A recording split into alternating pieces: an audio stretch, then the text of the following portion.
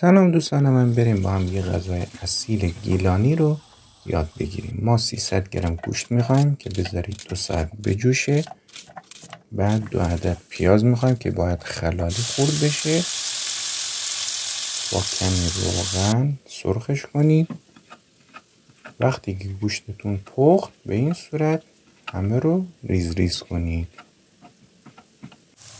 پیازتون که 50-60 درصدش سرخ شد گوشت رو بهش اضافه کنید که یه طعم خیلی خوبی بگیره. بعد 2 عدد گوجه میخوایم که به صورت قطعات بزرگ خردش کنید.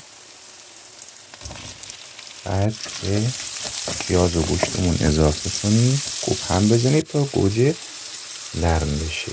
کمی نمک و فلفل اضافه کنید. وقتی که کاملا سرخ شدن و گوجهمون نرم شد کمی آب نارنج اضافه کنید. نوش جانتون.